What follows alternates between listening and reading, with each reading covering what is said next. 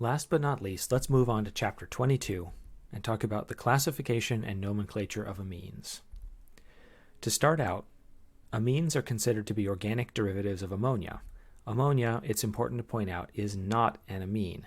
Instead, an amine is ammonia substituted with either one or two or three different carbon groups, giving us primary, secondary, or tertiary amines. It's important to pay attention to how amines are named. The primary, secondary, and tertiary here refer to the substitution on the nitrogen, not the substitution on the carbons. Some examples are piperidine, which is a heterocyclic secondary amine, pyridine, which is a heteroaromatic amine, and cocaine. Cocaine is a natural product and is often referred to as an alkaloid. You'll encounter this term throughout the chapter. This refers to an amine which is isolated from a natural source. Many simple amines are given common names, like ethylamine or diisopropylamine, both of which we've encountered in other chapters.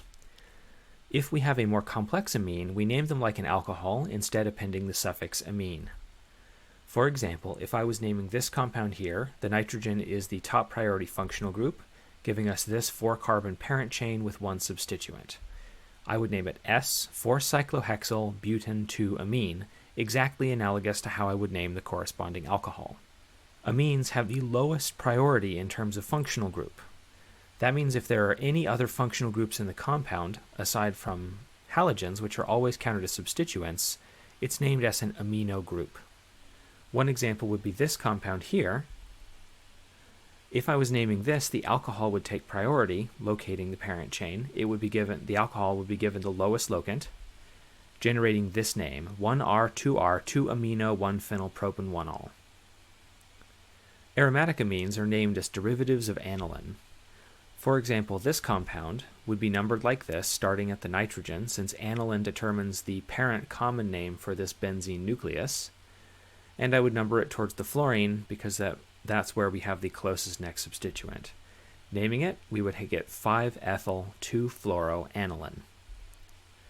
If we have a more complex secondary or tertiary amine, we name them a little like we named amides, using N locants.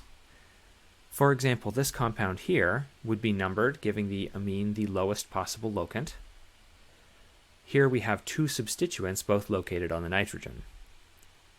So when we name this, we would get SZ 4-chloro N-ethyl N-methyl but 3N2-amine. If we have a compound where the nitrogen group is not the parent functional group, we have to name it as a complex substituent. In this case, the alcohol has the highest priority, meaning that this is a derivative of an alcohol, not a derivative of an amine. This nitrogen is treated as a substituent, which itself has two other substituents bound to it. When we named it, we would name it as a complex substituent enclosed in parentheses, 4-NN-diethylamino butane 1-ol. There are also a number of very common heterocyclic amines that we will be seeing common names for throughout the chapter. These compounds are some of the most common in biological systems, and they're the ones that we need to know. This is pyrrolidine, piperidine, pyrazole, and imidazole. If we are generating systematic names for these, they're named in the similar way to heterocyclic ethers, except we're going to use aza to indicate the presence of the heterocyclic nitrogen.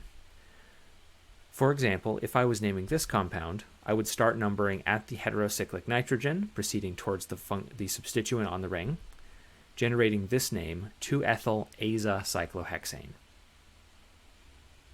Have some time to practice. Here are 4 molecules that can all be named using the systems that we've talked about so far.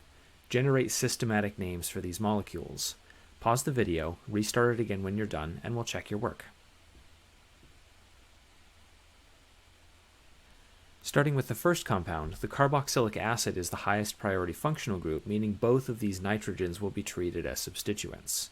The name we get for this compound is R,2,6-diaminohexanoic acid. This compound is also known as lysine, an essential amino acid. This compound is a heteroaromatic amine and a derivative of pyridine. Therefore, we would start numbering at the nitrogen atom and proceed towards the chlorine. The systematic name for this compound would be 2-chloropyridine. In the case of the third compound, the nitrogen does control the parent chain. We start numbering at the nitrogen, proceeding along the double bond.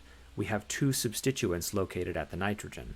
This gives us the name N-N-diethyl cyclohex-1-ene amine. Finally, in the last example, we have a heterocyclic amine. We start numbering at the nitrogen and locate one substituent. We would call this 1-propyl azocyclohextuene. It would also be acceptable to write N-propyl. Both names would indicate the same molecule. Moving on to talk about properties, I'd like to answer a question that many of you have been asking me since 2131. Why aren't amines usually chiral centers? If we have a tertiary amine, we might imagine that if we substitute it with 3 different groups, that I could have a chiral center, with the 4th group being the nitrogen lone pair. The 2 compounds I've drawn here do look like enantiomers, but they are not actually enantiomers because they interconvert freely at room temperature. The interconversion process is known as pyramidal inversion. If we take the compound on the left, we can imagine the lone pair beginning to push itself through the nitrogen out the backside of the compound. As it does so, this compound will briefly become trigonoplanar, eventually generating the other enantiomer. If we look at this process, we see we start with an sp3 hybridized chiral atom, we proceed through a planar achiral intermediate, and we generate another sp3 chiral atom.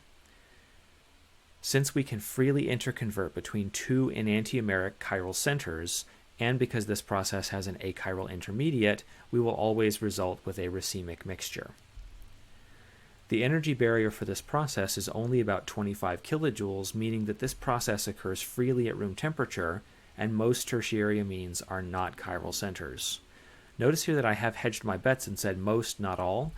It is possible to get a tertiary amine that cannot undergo inversion. For instance, if we have a bicyclic compound where the nitrogen atom is not allowed to freely move.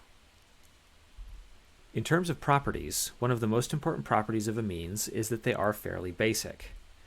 If we take a look at this series of amines, all of these can act as bases. I've started with ammonia on the left, and I've worked my way up to a tertiary amine on the right. Now, based on the rules that we've learned in 2131, if we were going to evaluate the basicity of these amines, we wouldn't want to look at these compounds individually. The rules that we have are better for analyzing charges. So instead, we would want to protonate each of these amines, generating ammonium, methylammonium, dimethylammonium, and the trimethylammonium ions. These compounds each have positive charges, so we can analyze their stability. If we look at these positive charges, they are not delocalized and there are no orbital effects, meaning that any differences in stability can be chalked up to induction. Positive charges are stabilized by induction, meaning that the ammonium ion should be the least stable and the trimethylammonium should be the most stable. This means correspondingly that ammonia would be the weakest base among this series and trimethylamine should be the strongest base. This is backed up by the pKa values, which range from 9.8 for ammonia for the ammonium ion to 10.8 for the trimethylammonium ion. Don't forget that other effects can matter as well, like conjugation and resonance. If we look at these amines here, all of these will behave remarkably differently in terms of their acid-base properties. Again, if we look at the conjugate acids, we can assign pKa values to these. 10.7 for the cyclohexylamine, 4.6 for aniline, 5.3 for pyridine, and 0.4 for pyrrole. This is excellent practice to review the acid-base rules before the final exam. Try to explain the relative pKa values of these conjugate acids. If you have trouble, these examples are discussed in the text. One reason why we care about the pKa, or the basicity of amines, is that we can estimate the protonation state of compounds at physiological pH if we are interested in investigating biological properties. In the body, the most common pH is about 7.3. If you recall the Henderson-Hasselbalch equation from Chem 1252, which is pH equals pKa plus the log of the conjugate base over the acid, we can rearrange this to get this equation here. So the concentration of the conjugate base over the concentration of the acid is equal to 10 to the pH minus pKa. So why do we care about this equation here? Well, if we use this equation and we know the pH of the solution and the pKa of the acid, we can estimate the position of an equilibrium at a particular pH. Specifically, what I'm interested in doing is saying, if I have a compound dissolved in the body at a particular pH, which groups have a proton and which groups don't. The two functional groups that we care the most about in this class, and the ones you'll be seeing the most in biochemistry, are carboxylic acids and amines. Let's take the carboxylic acid example first. These generally have a pK somewhere in the range of about 4.75 to 5. If we plug these numbers into our modified Henderson-Hasselbalch equation, we would get that the base-acid equilibrium at physiological pH is about equal to 10 to the 7.3 minus 4.75, or approximately 10 to the third. If you remember our equilibrium rules from Chem 1252, this means that this equilibrium will lie almost entirely on the side of the conjugate base, and carboxylic acids will be expected to be deprotonated at physiological pH. With amines, the conjugate acid of an amine, ammonium ion, has a pK of about 10. Again, plugging this into the Henderson-Hasselbalch equation, we get that the acid-base equilibrium constant will be somewhere about 10 to the 7.3 minus 10, or about 10 to the minus 3. This means that at physiological pH, an amine will be almost entirely protonated to the conjugate acid form and will appear in the body as the ammonium ion. One reason that we care about this is that the protonation state of a molecule at physiological pH will control the solubility and absorption of many different drugs. For instance, this drug here, amantadine, which is a treatment for Parkinson's disease as well as a weak antiviral drug, has a teeny tiny polar group on top and a really big nonpolar group on the bottom. That means that this compound would normally not be soluble in water.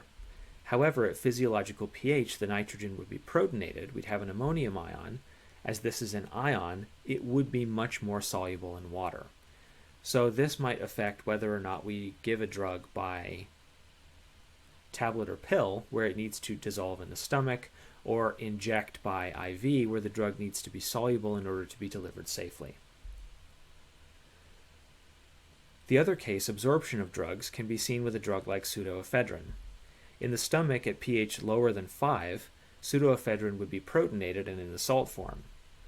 In the small and large intestines, which have a pH between 7 to 9, this would be present in the unprotonated conjugate base form. The protonated form cannot be absorbed through a cellular membrane, which is relatively nonpolar, so this drug will not be absorbed in the stomach. Instead, when it's in its deprotonated form in the intestine, it can be absorbed readily.